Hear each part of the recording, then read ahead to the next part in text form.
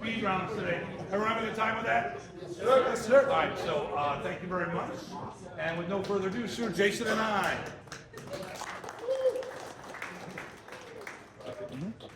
All right, I'm going to teach Serrada. I'm only going to teach one catch. So catching or the block is a piece, right? So in Serrada, in modern arnis, in Princess arnis styles, and all the styles, there's all different kinds of catches. And they deal with different kinds of leverage, different kinds of energies. I can't tell if you're going to hit me hard or you're going to hit me fast. I can tell if you're going to hit me at me or try to hit through me. So I'm going to try to develop a catch that works for all of them, right? So my Uncle Remy, he says, Estrella, not Christmas, obviously, right? He says everything must come from and emanate from the center. So I don't want to bring my hands out or do this. I want to emanate from my center. Does that make sense? So I'm going to teach the cross. Patrick is going to help me here. So what happens here is he strikes, and this is going to come through here. Now the other side of it is this, right? If I step, I'll strike, and he's trying to strike through me, I have no bracing angle.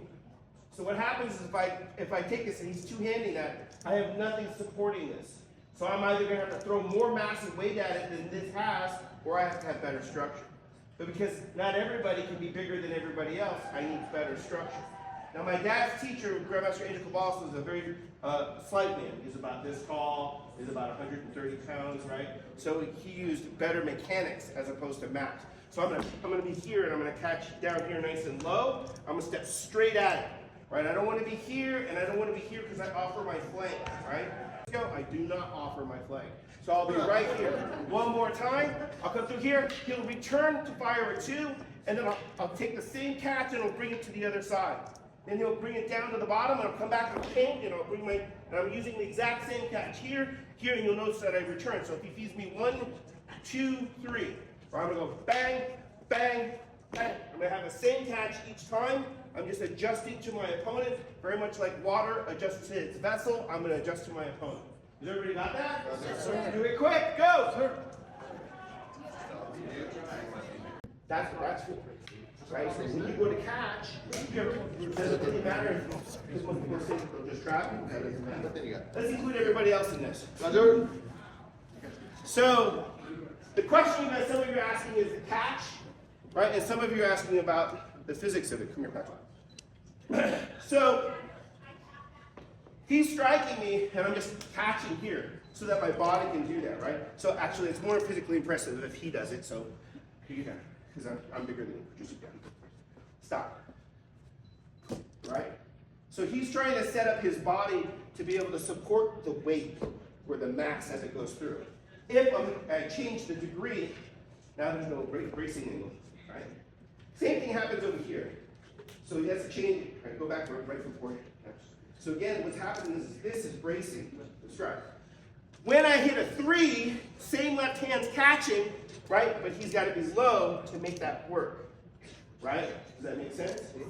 That's just geometry and physics. That's all it is. It's nothing special, right? It's a characteristic.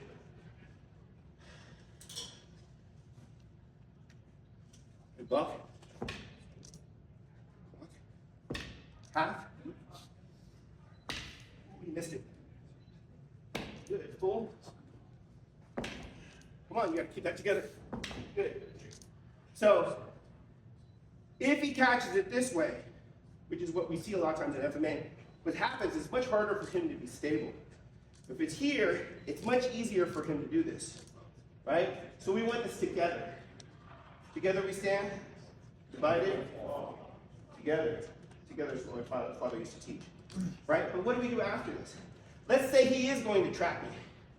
Great, so he traps me here, goes push. So now we're in this game here like this. Right, you see what I've done? I'm gonna take the disarm and the block at the same time. Hit. Right? Let's do that again. So, he strikes me, I'm in nice low, this trap comes, I snake that out, grab this here, take my disarm, sorry about that, Patrick. I'm gonna hit. You got that? Sir, can I say that one more time from this angle? So, nice little block. I'm going to, as he goes to trap me, I snake this here, grab here. My disarm is complete. I hit, or I hit. You follow? Thank you. Got it? All right, give it a shot. Thanks, sir. Yes. So I'm just giving you a taste of what Serrada might be like in a fight. So the next thing I might look at, let's look at the 3. So he strikes me at the 3, and I come through here, and we get the same position here, but now what I'm going to do is I'm going to pull. Right? You see how I'm doing that? Right? So I'm still catching nice and low. I'm bringing this through this position here. So notice my position. What I'm doing is presenting Patrick with a smaller target to encourage him to hit downward on me, as opposed to offering the rest of my torso or my legs. I'm trying to encourage him by creating a new frame for him to see, so I can predict what he's going to kick with next. Right? So when I get to this position here, there's nothing stopping him from punching me. Right? Does that make sense? So now I can just step here. Yeah. And there's my answer. Yeah. You see how I did that? Good. What we present to our opponent is what they'll take. So we want to be careful how we present our targets to them. Right?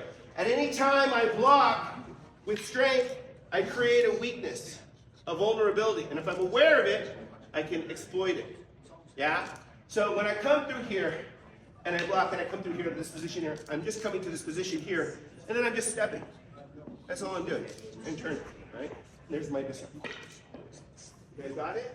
Sure. All right, try that out. That's the last thing I can show you today. That's all the time I have. All right.